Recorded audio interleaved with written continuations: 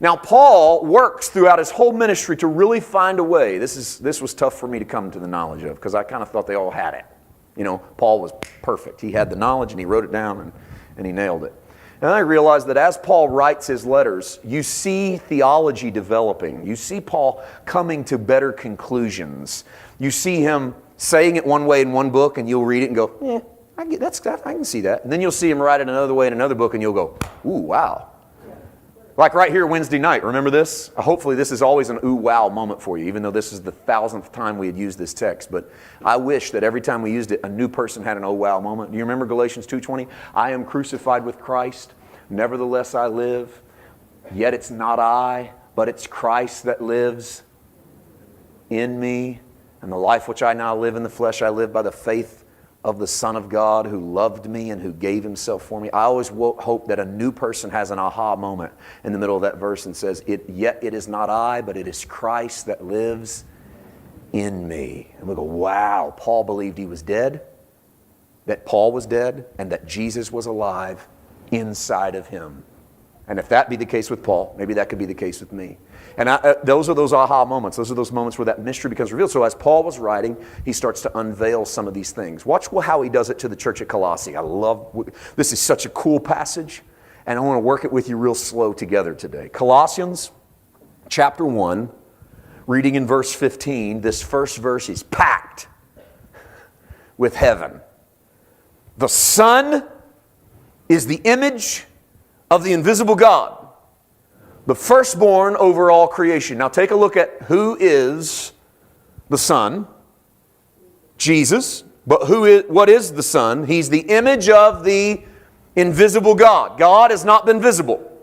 And then came Jesus, and Jesus became the image of the invisible God. However, remember this from Genesis. God took dust and He formed a man, and He breathed into him the breath of life. And the Bible says that God created man in His likeness and in His image. Remember that? Now what we did with that for a long time, and there's all kinds of books on it and sermons on it, even songs on it. What we did with that for a long time is that we said that what God did was He made man look like Him, and then He made man like Him. He made man look like Him, and then He gave man His Spirit. He breathed into him. Well, I got news for you. God was not in the business of making man look like Him. Because God, as the Old Testament tells us, is not a man. He's not a man, and He's not a woman. He's not human. He's God. Don't cheapen God by making Him like us. When He made man in His likeness and in His image, though, what did that mean? Well, this text says that Jesus is the image of the invisible God. Does that mean what Jesus looked like is the image? No, because if what Jesus looked like was the image of God, Peter, James, and John cheated us because they wrote some pretty good chunks of the New Testament, and never once did they tell us how tall Jesus was, how much He weighed, how long His hair was, what color His eyes were His teeth straight. What was His vertical leap? Was He a good arm wrestler? How about fishermen? Was He good at fishing? Was He a good carpenter? We get little glimpses of Jesus moving and talking and even being a pretty good fisherman, by the way, without ever casting nets into the water.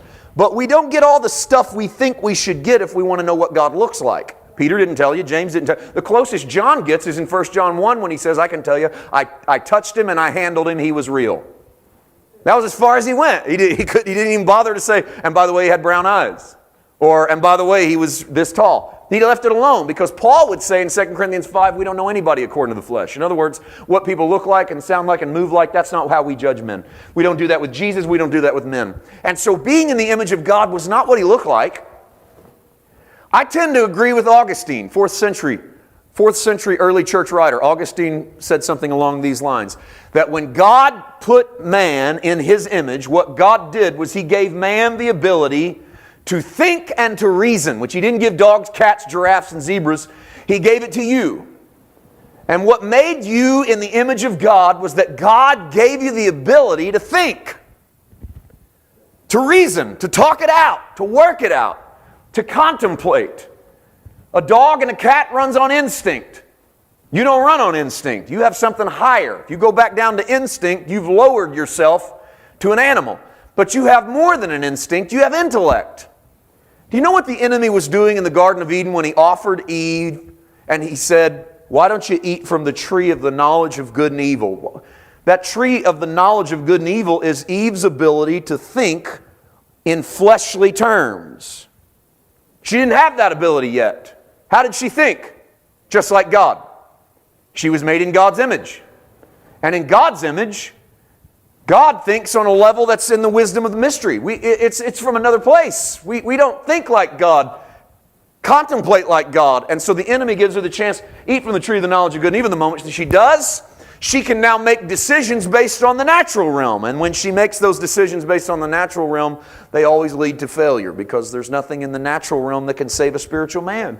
And so she lowered herself to be, and so did Adam, to be in the natural realm. And she had been made to be better than that, the image of God. So Jesus came along in the image of God. He thought like the Father. He moved like the Father.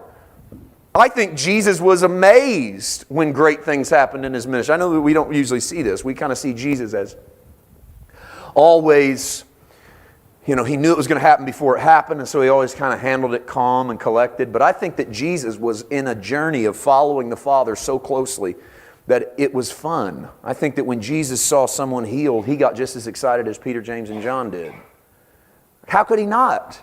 The Father's using Him. He's not a robot. But the Father's using Him as almost a conduit by which the Spirit of God moves. The amazement comes out in who Jesus is.